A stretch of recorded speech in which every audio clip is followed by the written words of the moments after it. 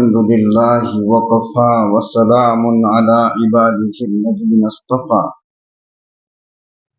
أما بعد أعوذ بالله من الشيطان الرجيم بسم الله الرحمن الرحيم فإذا قضيت الصلاة فانتشروا في الأرض وابتغوا من فضل الله وقال النبي صلى الله عليه وسلم طلب الحلال فريضة بعد الفريضة أو كما قال عليه الصلاة والسلام۔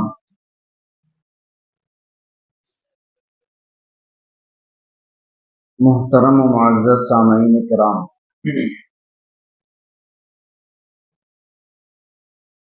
ارکان اسلام نماز، روزہ، زکوٰۃ، حج، یہ سب جو فرائض ہیں، ان فرائض کے بعد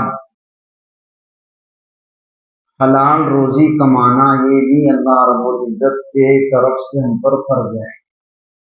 جس طرح سے نماز فرض ہے، روزہ فرض ہے، زکوٰۃ اور حج فرض ہے، یہ سب ارکان اسلام ہیں، ایسے ہی حلال رزق کی تلاش، حلال روزی کمانا یہ بھی فرض ہے اور یہ بھی عبادت ہے۔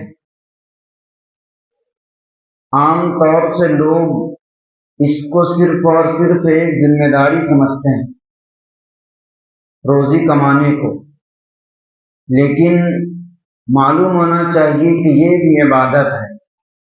جس طرح سے ہم نماز پڑھتے ہیں، روزہ رکھتے ہیں، ہم کو اس پر ثواب ملتا ہے، ایسے ہی صبح سے لے کر شام تک حلال روزی کی تلاش میں یہاں سے وہاں پھرتے ہیں، پریشان ہوتے ہیں، حیران رہتے ہیں، یہ بھی ہماری نیکی ہے اور بہت بڑی نیکی ہے۔ اتنی بقدر، اتنی مقدار میں مال کمانا جس سے ہماری اپنی ضرورت پوری ہو جائے، ہمارے ماتحت جو بیوی اور بچے ہیں، ہمارے والدین ہیں، ان کی ضرورتیں پوری ہو جائیں، اتنی مقدار میں مال کمانا یہ فرض ہے۔ اگر اس فرض میں بھی کوتاہی ہوگی تو جس طرح سے نماز اور روزے سے متعلق ان سے اللہ رب العزت سوال کریں گے، ویسے اس کے متعلق بھی سوال ہوگا کہ تم پر یہ فرض کیا گیا تھا، ذمہ داری ڈالی گئی تھی، تم نے اس کو پورا کیوں نہیں کیا؟ اس لیے کہا جا رہا ہے کہ رزق حلال کی طلب بھی فرض ہے اور عبادت ہے۔ عبادت کی نیت سے رزق حلال کی تلاش کرنا چاہیے۔ اللہ رب العزت قرآن شریف میں ارشاد فرما رہے ہیں، فَإِذَا قُضِيَتِ الصَّلَاةُ، جب نماز پوری ہو جائے، تم نماز پڑھ چکو، فَانْتَشِرُوا فِي الْأَرْضِ، تو زمین میں پھیل جاؤ، وَابْتَغُوا مِنْ فَضْلِ اللَّهِ، اور اللہ کا دیا ہوا رزق کو تلاش کرو۔ اللہ رب العزت نے رزق کو فضل کہا ہے، من فضل اللہ، وہ اللہ کا فضل ہے، اس کو تلاش کرو، اس کو طلب کرو، تم پر فرض کیا گیا ہے۔ اللہ کے نبی صلی اللہ علیہ وسلم نے بے شمار احادیث میں رزق حلال کی طلب کا حکم دیا ہے۔ حلال روزی کماؤ، حلال رزق استعمال کرو۔ حضرت عبداللہ ابن مسعود رضی اللہ تعالیٰ عنہ نقل کرتے ہیں، اللہ کے نبی صلی اللہ علیہ وسلم نے ارشاد فرمایا، طلب الحلال فریضۃ بعد الفریضہ، حلال مال کا طلب کرنا فرائض کے بعد پہلا فرض ہے۔ حلال مال کا طلب کرنا واضح الفاظ میں اللہ کے نبی صلی اللہ علیہ وسلم نے کہا فریضۃ، ایک فرض ہے دیگر فرائض کے بعد۔ دوسری حدیث میں الفاظ ہیں، حضرت انس ابن مالک رضی اللہ تعالیٰ نقل کرتے ہیں، طلب الحلال واجب علی کل مسلم، ہر مسلمان پر حلال مال کی طلب کرنا واجب اور ضروری ہے۔ ایک حدیث میں اللہ کے نبی صلی اللہ علیہ وسلم نے ارشاد فرمایا کہ آدمی دوسروں کے سامنے ہاتھ پھیلائے اور سوال کرے، اس سے بہتر یہ ہے کہ اپنی پیٹھ پر جنگل سے لکڑیوں کا گٹھر لاد کر کے لائے اور اس کو فروخت کر کے حلال روزی کی طلب کرے۔ لَأَن يَحْتَطِبَ أَحَدُكُمْ حُزْمَةً عَلَى ظَهْرِهِ خَيْرٌ لَهُ مِنْ أَن يَسْأَلَ أَحَدٍ تم میں سے کوئی جنگل سے لکڑیوں کا گٹھر اپنے پیٹ پر لاد کر لائے، اس کو فروخت کرے، بہتر ہے بنسبت اس کے کو کسی کے سامنے سوال کا ہاتھ پھیلائے۔ اللہ کے نبی صلی اللہ علیہ وسلم نے سوال کرنے کی تعلیم نہیں دی، حلال روزی کمانے کا حکم دیا ہے۔ ایک صحابی اللہ کے نبی صلی اللہ علیہ وسلم کے پاس آئے سوال کرنے کے لیے، سوال کیا۔ ہم لوگ کیا کرتے ہیں، کوئی بھی سوال کرنے والا ہو تو اس کو دے دیتے ہیں۔ اللہ کے نبی صلی اللہ علیہ وسلم ہر شخص کو دیتے نہیں تھے، محتاج اور ضرورت مند ہے اور وہ مانگنے کا مستحق ہے اس کو عطا کیا کرتے تھے۔ اللہ کے نبی صلی اللہ علیہ وسلم نے پوچھا تمہارے گھر میں کیا سامان ہے؟ جو صحابی مانگنے کے لیے آئے تھے ان سے پوچھا کہ تمہارے گھر میں کیا کیا سامان ہے؟ کہا کہ گھر کے اندر دو سامان ہے، ایک بچھانے کے لیے ٹاٹ ہے اور دوسرے ایک پیالہ ہے، ان دو سامان کے علاوہ اور کوئی سامان نہیں۔ آپ نے فرمایا جاؤ دونوں سامان لے کر آؤ، ٹاٹ بھی لے کر آؤ، پیالہ بھی لے کر آؤ۔ وہ صحابی گئے، لے کر کے آئے۔ اللہ کے نبی صلی اللہ علیہ وسلم نے فرمایا کہ اس کو بازار میں فروخت کر دو۔ انہوں نے فروخت کیا، 1 درہم میں پیالہ بکا اور 1 درہم میں وہ ٹاٹ فروخت ہو گیا۔ ان کے ہاتھ میں 2 درہم آئے۔ اللہ کے نبی صلی اللہ علیہ وسلم نے فرمایا کہ 1 درہم کے بدلے کچھ کھانے کا سامان خرید کر گھر والوں کو دے دو، اور 1 درہم سے جا کر کے کلاڑی خرید کر لاؤ جس سے لکڑی کاٹتے ہیں۔ وہ صحابی گئے، وہ کلاڑی کی لکڑی خرید کر لائے۔ اللہ کے نبی صلی اللہ علیہ وسلم نے اپنے دست مبارک سے اس میں دستہ لگایا جس سے کاٹتے ہیں، وہ لگایا اس کے اندر۔ اللہ کے نبی صلی اللہ علیہ وسلم نے ان کے ہاتھ میں دیا وہ کلاڑی اور کہا کہ جاؤ جنگل میں لکڑیاں کاٹو اور اس کو فروخت کرو۔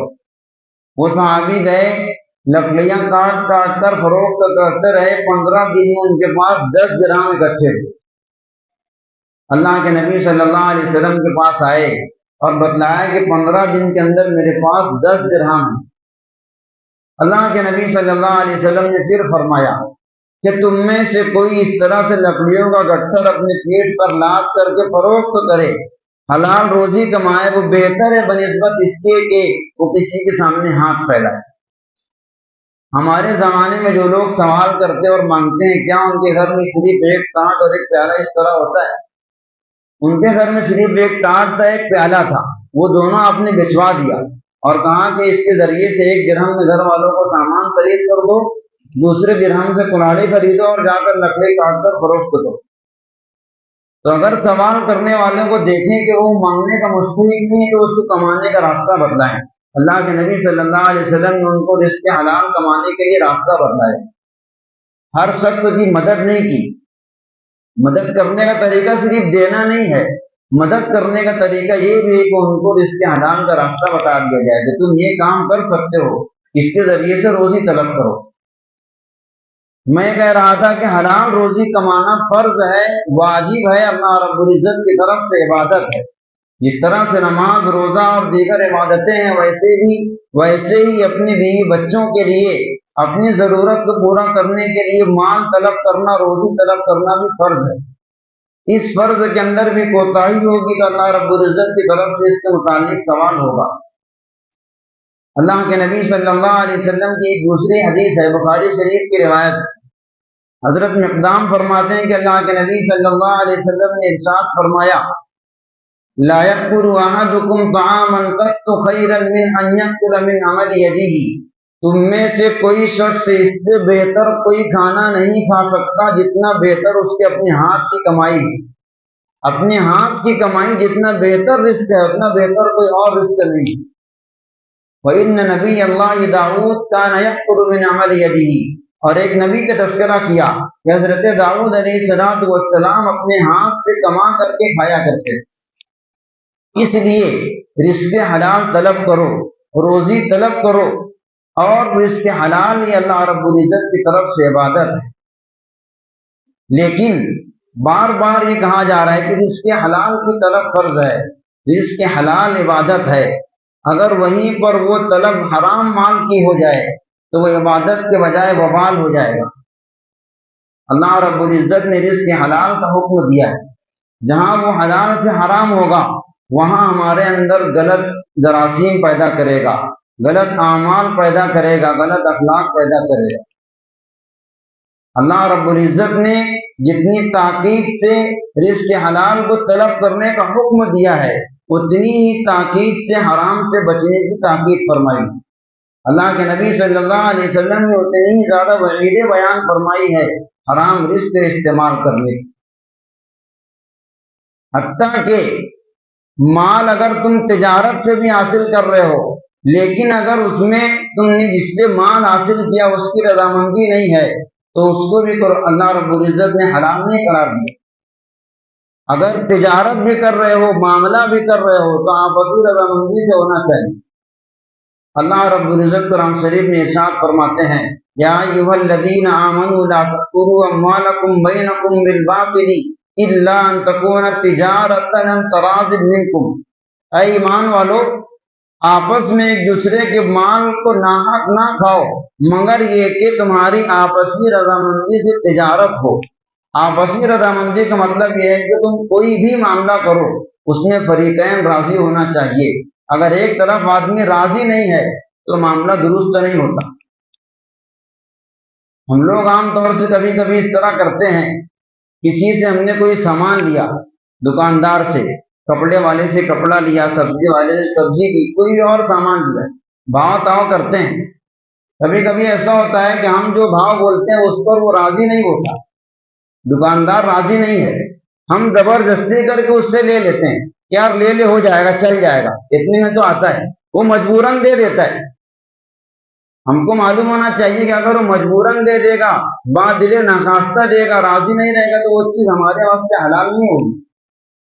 اگر آپ دیکھیں کہ وہ راضی نہیں ہے، ہم اس سے زبردستی کر رہے ہیں تو آپ یا تو نہ لیں یا اس کو راضی کر لیں۔ ویسی ہی زبردستی اگر ہم لے لیتے ہیں تو وہ مال ہمارے لیے درست نہیں۔ جو بھی معاملہ ہو دو طرف کی آپسی رضامندی سے ہو۔ اللہ رب العزت نے قرآن شریف میں پیغمبروں کو حکم دیا یا ایھا الرسل کلوا من الطیبات واعملوا صالحا، اے پیغمبروں، اے نبیوں، حلال رزق کو کھاؤ، واعملوا صالحا، اور نیک اعمال کرو۔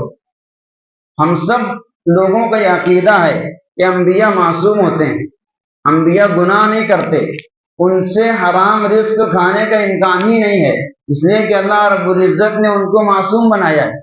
تو ان کو حلال مال کھانے کا جو حکم دیا گیا ہے یہ انبیاء کے واسطے سے امتی کو دیا گیا ہے، اس لیے کہ ان سے حرام مال کھانے کا امکان ہی نہیں ہے۔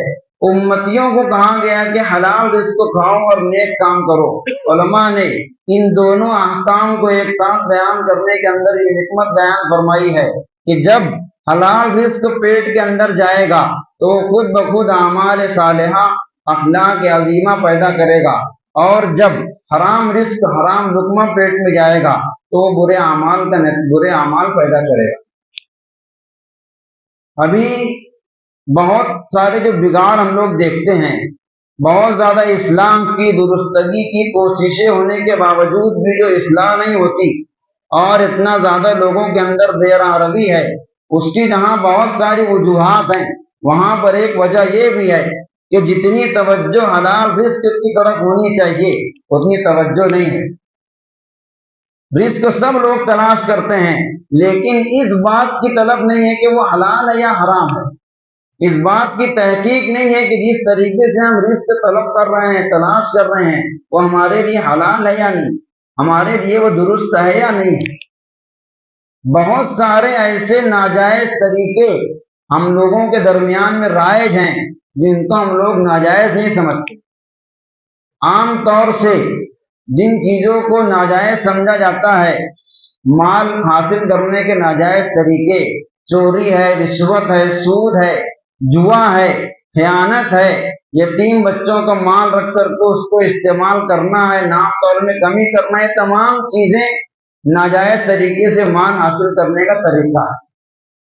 لیکن انہی میں سے بہت ساری ایسی صورتیں جن کو ہم لوگ یہ سمجھتے ہیں کہ وہ درست اور جائز ہے، حالانکہ وہ بھی ناجائز ہوتی ہے۔ بہت ساری ایسی چیزیں ہیں، مروجہ تجارت کے جو طریقے رائج ہیں ان کے اندر بہت سارے طریقے ایسے جو ناجائز ہیں، حرام ہے، اس کے ذریعے سے مال حاصل کرنا درست نہیں ہے۔ ان میں سے بہت زیادہ جو اس وقت رائج ہے ایک چیز، وہ ہے دکان یا مکان کو گروی پر لے کر کے استعمال کرنا، بہت زیادہ عام ہو گیا ہے۔ عام طور پر لوگ یہ کرتے ہیں کہ مکان مالک کو ایک بڑی رقم دے دیں گے اور اس کے بدلے میں وہ گھر یا دکان لیں گے، 2 سال 3 سال کی جو بھی ان کی مدت ہوتی ہے، 1 سال کی، اتنی مدت تک وہ گھر یا دکان کو استعمال کریں گے، اس کے بعد وہ گھر واپس کر دے گا اور وہ رقم واپس لے لے گا۔ یہ صورت رائج ہے یا نہیں؟ بہت سے لوگ اس طریقے سے گھروں کے اندر رہ رہے ہیں، دکانیں استعمال کر رہے ہیں۔ معلوم ہونا چاہیے کہ طریقہ درست نہیں ہے۔ گروی کو عربی میں رہن کہتے ہیں، رہن رکھنا۔ رہن اللہ رب العزت نے اس لیے مشروع کیا ہے۔ رہن کی اصل جو صورت ہے وہ یہ ہے کہ اگر کسی کو قرض کی ضرورت ہوتی ہے، کسی کو بڑی رقم کی ضرورت ہے قرض کی، اس کو کوئی قرض دینے والا نہیں ہے۔ وجہ یہ ہے کہ اگر قرض دیں گے، سامنے والا اجنبی ہے، ہمارا قرض لے کر چلا گیا، ادا نہیں کیا تو ہمارا نقصان ہے۔ تو شریعت نے رہن کو مشروع کیا ہے کہ اگر کوئی شخص قرض لے تو جو قرض لے گا وہ اپنا کوئی سامان پیسے والے شخص کے پاس بطور رہن کے رکھ دے گا۔ مثال کے طور پر میں نے آپ سے قرض لیا، میں قرض دوں گا تو اس قرض کے بدلے کوئی سامان، گھر ہے یا دکان ہے یا گاڑی ہے یا اور کوئی بھی چیز ہے، اتنی قیمت کی چیز آپ کے پاس بطور رہن کے رکھ دیں گے، اسی کو گروی کہتے ہیں۔ جب تک میں وہ قرض نہیں لوٹاؤں گا وہ چیز آپ کے پاس رہے گی، آپ اس کو استعمال نہیں کر سکتے۔ قرض کے بدلے میں جو رہن رکھا گیا ہے وہ استعمال نہیں کر سکتے، وہ صرف بطور وثیقے اور بھروسے کے ہے، اس لیے کہ اگر وہ قرض ادا نہ کرے اور لے کر چلا جائے، بھاگ جائے، تو وہ اس مکان کو بیچ کر کے یا اور کسی طریقے سے اس سے اپنا قرض وصول کر لے، لیکن اس کو استعمال کرنے کی اجازت نہیں ہے۔ یہ رہن کی صورت ہے جو شرعاً جائز ہے۔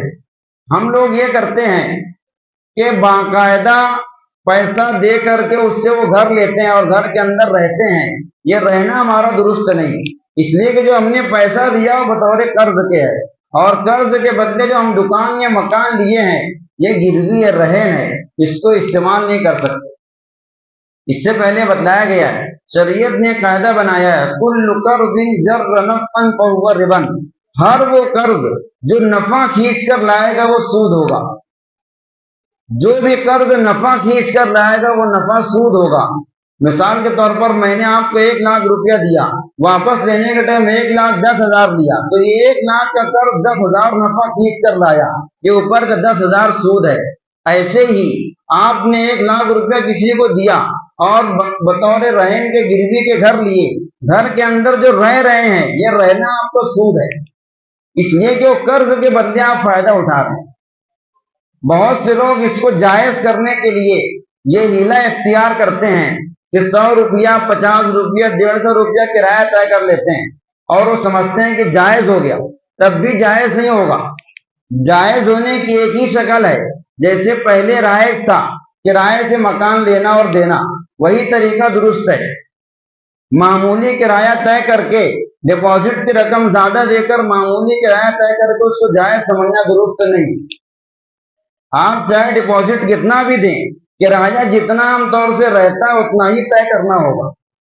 معمولی کرایہ یہ اس کو جائز کرنے کے ناجائز ہیلا ہے، تدبیر ہے جو درست نہیں ہے۔ اس لیے معلوم ہونا چاہیے کہ یہ جو رہن پر گھر لے کر کے اس کو استعمال کرنا اور گاڑیوں کو رہن پر لے کر کے اس کے ذریعے سے کمانے کی صورت ہے، یہ درست نہیں ہے، ناجائز ہے۔ طریقہ وہی ہے کہ جو آپ کو گھر لینا ہے کرائے سے لے، ڈپازٹ چاہے کم ہو چاہے زیادہ ہو، آپ ماہانہ جو عام طور سے کرایہ رہتا ہے وہ کرایہ طے کریں، کرایہ کے ذریعے سے گھر کو استعمال کریں۔ بہت سے لوگ یہ کہتے ہیں کہ یہ تو عام طور سے ہو رہا ہے، سب لوگ کر رہے ہیں، تو سب لوگ کا کرنا کسی چیز کے جائز ہونے کی دلیل تو نہیں ہے۔ مثال کے طور پر بہت موٹی مثال، زنا کرنا حرام ہے، اگر عام طور سے لوگ کرنے لگیں تو کیا آپ کہیں گے زنا جائز ہو گیا؟ جو چیز حرام اور ناجائز ہے وہ تو حرام ہی رہے گی، چاہے کتنے بھی لوگ اس کو کرنے لگے۔ تو کسی گناہ کا عام ہو جانا اس کے جائز ہونے کی دلیل نہیں ہے۔ اس لیے یہ رہن کی جو صورت ہم لوگوں نے رائج کر دی ہے، اس سے بچنا چاہیے۔ اسی طریقے سے ناجائز طریقے سے تجارت کرنے کی صورتوں میں سے ایک صورت جس کو شرعاً مضاربت کہا جاتا ہے۔ مضاربت کا مطلب شریعت میں یہ ہوتا ہے، ایک شخص اپنا پیسہ دے، دوسرا شخص اس پیسے کے اندر محنت کرے اور جو نفع ہو اس میں دونوں شریک رہیں، یہ شرعاً مضاربت کہلاتا ہے۔ ایک شخص کے پاس پیسے ہیں، دوسرے شخص کے پاس پیسہ نہیں لیکن وہ محنت کرنا جانتا ہے۔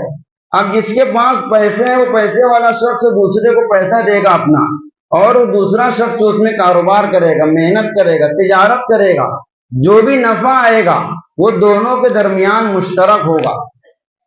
مشترک کا مطلب یہ ہوتا ہے کہ جتنا بھی نفع آئے گا دونوں اس میں جو بھی طے کر لیں، آدھا آدھا دونوں کا ہو، یا ایک آدمی کا 30% ہو دوسرے کا 70% ہو، اس طرح سے شرعاً درست اور جائز ہے۔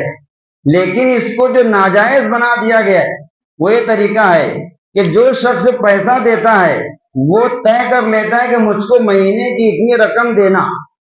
مثال کے طور پر میں نے آپ کو 2 لاکھ روپیہ دیا کہ آپ اس کے اندر محنت کرو، مجھ کو مہینے کا 10,000 دو، تم چاہے نفع کتنا بھی کماؤ مجھ کو مہینے کا 10,000 چاہیے۔ یہ طریقہ سودی طریقہ ہے، یہ جائز نہیں ہے۔ ایک ہوتا ہے نفع کا مشترک ہونا اور ایک ہوتا ہے نفع کا متعین ہونا، دونوں الگ الگ ہے۔ نفع مشترک ہوگا مطلب یہ ہے کہ دونوں نفع کے اندر فیصد کے طریقے پہ شریک رہیں گے، 50% چاہے طے کر لیں، چاہے 30 اور 70% طے کر لیں، جو بھی آپسی رضامندی سے طے کر لیں وہ درست ہے، وہ نفع مشترک ہوتا ہے۔ اور ایک ہوتا نفع کا متعین کر لینا کہ مجھ کو مہینے کے اتنے روپیے دینا، یہ طریقہ درست نہیں۔ شریعت کہیں پر بھی بندوں کو ایسے کام سے منع کرتی ہے جس میں نقصان کا اور دھوکے کا ذرہ برابر بھی شائبہ ہو۔ جیسے ابھی آپ یہ صورت سنیں کہ میں نے کسی کو 2 لاکھ روپے دیے اور کہا کہ مجھ کو مہینے کا 10,000 نفع چاہیے، چاہے آپ کو جتنا بھی نفع ہو۔ اس میں اس بات کا چاہے 1% امکان ہے کہ نفع 10,000 ہو جائے اور وہ پورا میرا ہو جائے، اور جس نے محنت کیا اس کا کچھ بھی نہیں، یا اس کو 1 لاکھ روپیہ نفع ہو گیا، اب میرا اس میں 10,000 اور اس کا 90,000۔ شریعت بندوں کا نقصان نہیں چاہتی۔ اگر آپ فیصد طے کریں گے آدھا آدھا تو چاہے 10 روپیہ نفع رہے گا لیکن دونوں کا رہے گا، کوئی ایک محروم نہیں ہوگا۔ اس لیے شرکت کی اور مضاربت کی جائز صورت یہی ہے کہ اگر ایک بندہ پیسہ دوسرے کو دے رہا ہے، دوسرا شخص محنت کر رہا ہے، تو اس کے اندر نفع مشترک رہے گا، متعین نہیں کر سکتے۔